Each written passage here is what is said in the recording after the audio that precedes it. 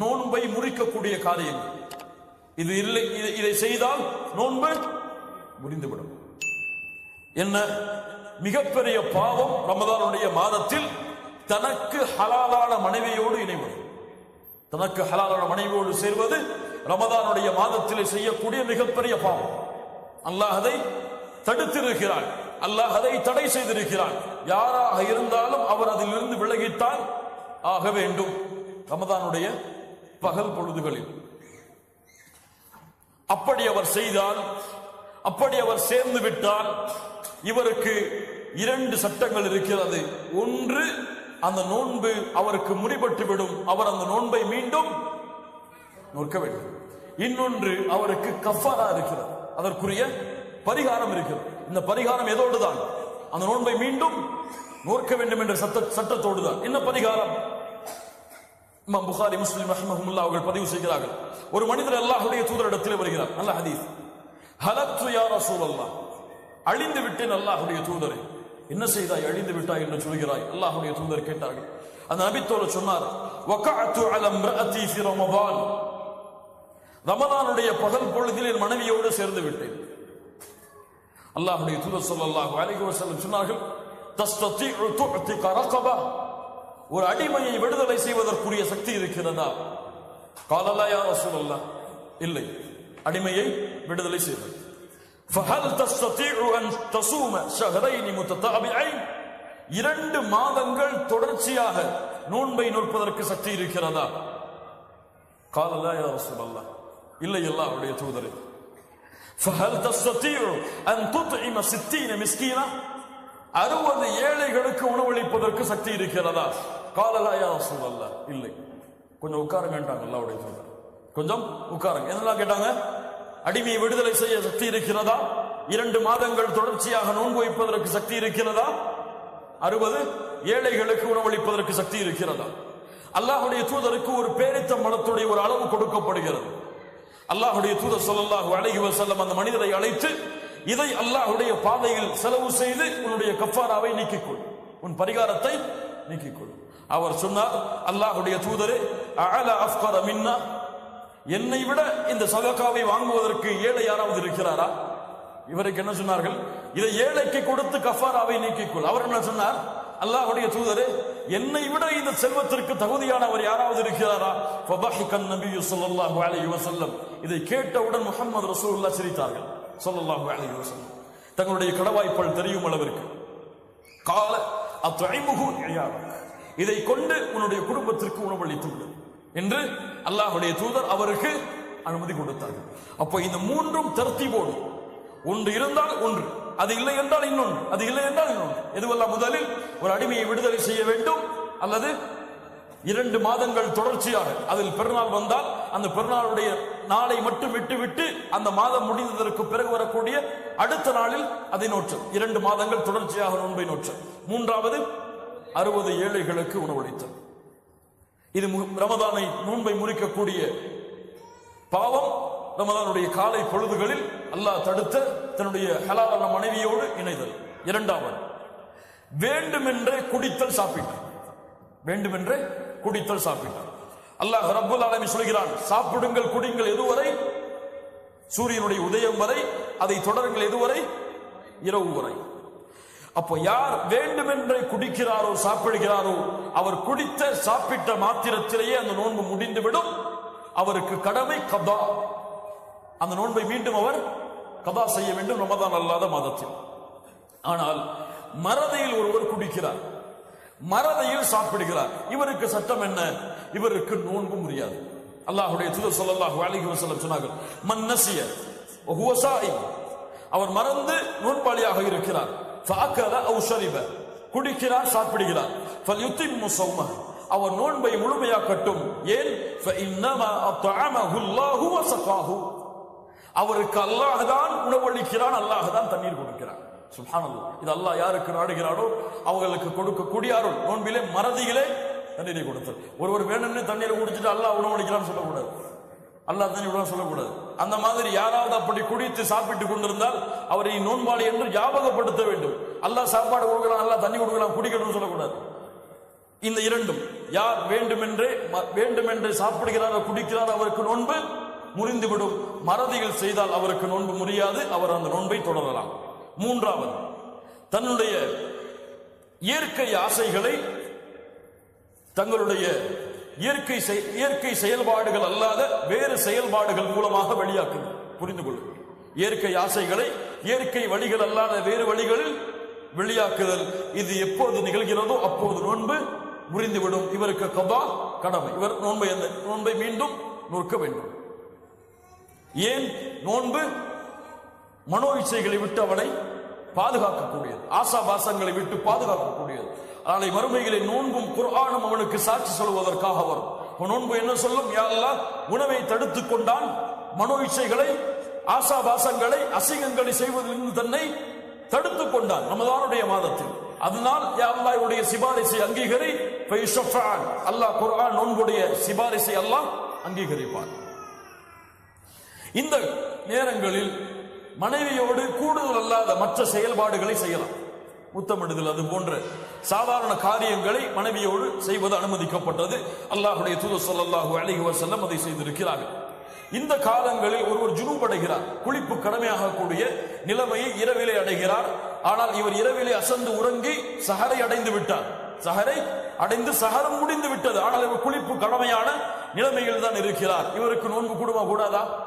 அல்லாஹ்வுடைய தூதர் ஸல்லல்லாஹு அலைஹி வஸல்லம் ஜுனூபுடைய நிலையிலேயே சஹரை அடைந்திருக்கிறார்கள். அதற்கு பிறகு குளித்து நோன்பை நோற்றிருக்கிறார்கள். அதனால் இந்த நிலைமையில் இருந்தால் அவருக்கு நோன்பு கூடும். இது நோன்பை முறிக்கக்கூடிய காரியம் அல்ல. நான்காவது, வேண்டுமென்றே வாந்தி எடுத்தவருக்கு நோன்பு முடிந்துவிடும். தன்னை அறியாமல் ஏற்பட்டால் நோன்பு முடியாது.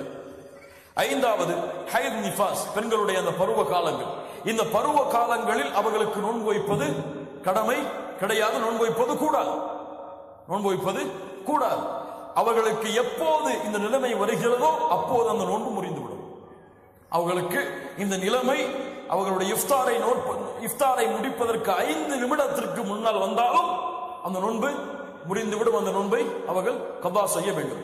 ஹைதுக்கும் நிஃபாஸிற்கும் கபா உண்டு, தொழுகைக்கு கபா இல்லை. ஆயிஷா ரலியல்லாஹு அன்ஹா அவரிடத்தில் கேட்கப்பட்டது. ஆயிஷா ரலியல்லாஹு அன்ஹா அவர்களே, தொழுகைக்கு கபா இல்லையா, நோன்பிற்கு மட்டும்தான் கபாவா? ஆம், அப்படித்தான் அல்லாஹ்வுடைய தூதர் ஸல்லல்லாஹு அலைஹி வஸல்லம் எங்களை ஏவினார்கள். நோன்பிற்கு கபா உண்டு, அதை மீண்டும் நோக்க வேண்டும். ஹைத் நிஃபாஸுடைய காலத்தில் இருந்தால் தொழுகைக்கு கிடையாது. பயணத்திலோ நோயிலோ இருந்தால் இவர் நோன்பை விடுவதற்கு அனுமதி இருக்கிறது. பயணத்திலோ நோயிலோ இருந்தால் அல்லாஹ் ரப்புல் ஆலமீன் சொல்கிறான், வமன் கான மரீதன் அவ் அலா ஸஃபரின், நோயிலோ பயணத்திலோ யாரோ இருக்கிறாரோ ஃபஇத்தத்தும் மின் அய்யாமின் உஹர், அவர் மற்ற மாதங்களில் அந்த நோன்பை நோற்றுக் கொள்ளட்டும். யுரீதுல்லாஹு பிக்குமுல் யுஸ்ர் வலா யுரீது பிக்குமுல் உஸ்ர், அல்லாஹ் எளிதைத்தான் நாடுகிறான், சிரமத்தை அல்லாஹ் நாடவில்லை. அர்ஹமுர் ராஹிமீன். ஆனால் ஒருவர் நோயோடு இருக்கிறார், ஒருவர் பயணத்திலே இருக்கிறார். இவருக்கு நோன்பு வைப்பதற்கு அல்லாஹ், நோன்பை விடுவதற்கு அல்லாஹ் சலுகை கொடுத்திருக்கிறார். ஆனால் இவராக விருப்பப்பட்டு என்னால் முடியும் என்று எண்ணி பயணத்திலோ நோயுடைய நிலையிலோ நோன்பு நோற்றால் இந்த நோன்பை ஏற்றுக்கொள்ளப்படும். இது அல்லாஹ் ரப்புல் ஆலமீனுடைய தேர்ந்தெடுப்பில் இவர் தேர்ந்தெடுத்தது சிறந்தது. அல்லாஹ்வுடைய தூதரிடத்தில் ஒரு முறை கேட்கப்பட்டது, அல்லாஹ்வுடைய தூதரே, பயணத்தில் நோன்பு நோக்க எனக்கு சக்தி இருக்கிறது, நான் நோன்பை நோக்கலாமா? அல்லாஹ்வுடைய தூதர் ஸல்லல்லாஹு அலைஹி வஸல்லம் சொன்னார்கள், யா ருக்ஸத்தும் மினல்லாஹ், இது அல்லாஹ் கொடுத்த அனுமதி. ஃபமன் அஹத பிஹா ஃபஹஸன், யார் இதை எடுத்துக் கொள்கிறாரோ அது அவருக்கு சிறந்ததாக இருக்கும். வமன் அஹப்ப அன் யஸூம ஃபலா ஜுனாஹ அலைஹி, யார் விருப்பப்பட்டு நோன்பை வைக்கிறாரோ அவருக்கு எந்த சிரமமும் கிடையாது, எந்த தவறும் கிடையாது. அல்லாஹ் கூறுகிறான், வ அன் தஸூமு கைருல் லக்கும், நோன்பை நோற்றால் அது சிறந்தது உங்களுக்கு. இதிலே பயணத்திலே நோன்பில், பயணத்திலே நோயிலே. பயணம் இன்றெல்லாம் சாதாரணமான பயணங்கள் தான். நோயெல்லாம் பெரிய நோய்களுக்கு தான் நோன்பை விடுவதற்கு அனுமதி. இவர் தலைவலின்னு உட்கார்ந்துட்டு நோன்பு விட்டுவிடக்கூடாது, சரியா? தொண்டை வலிக்குன்னு சொல்லி நோன்பு விடக்கூடாது. லா இலாஹ இல்லல்லாஹ். இவருக்கு நோய் எப்படி இவர் விருப்பப்பட்ட அந்த நோன்பை விடலாம். நோன்பு நோற்பதுதான் இந்த காலங்களில் சிறந்தது. ஆனால் அவருக்கு சக்தி இல்லை என்று தெரிகிறது. ஆனால் நோன்பின் மீறுள்ள பற்றால் இவர் நோன்பை நோற்றையாக வேண்டும் என்று அடம் பிடித்தால் இது ஹராம், இது ஹராம். ஏன்? அவருக்கு அல்லாஹ் ரப்புல் ஆலமீன் அனுமதியை கொடுத்திருக்கிறான். இப்படிப்பட்ட நேரத்தில் அல்லாஹ் கொடுத்த அனுமதிக்கு மாறு செய்து தனக்குத்தானே தீங்கிழைத்தவர் அல்லாஹ்வுடைய சட்டத்தை மீறியவர்.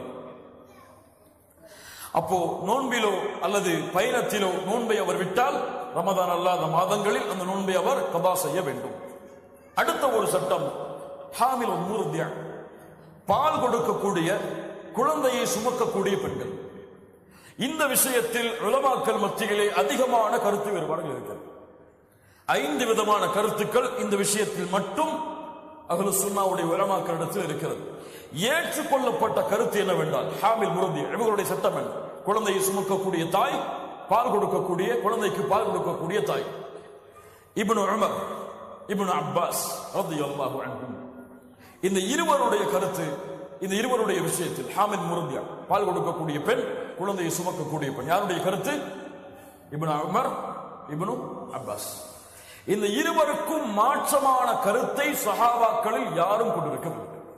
சஹாபாக்களில் யாரும் இந்த கருத்துக்கு மாற்றமான கருத்தை கொண்டிருக்கவில்லை. அது என்ன கருத்து? குழந்தையை சுமக்கக்கூடிய தாய், பால் கொடுக்கக்கூடிய தாய் இருவரும் முடியாத பட்சத்தில் நோன்பை விட அனுமதி உண்டு.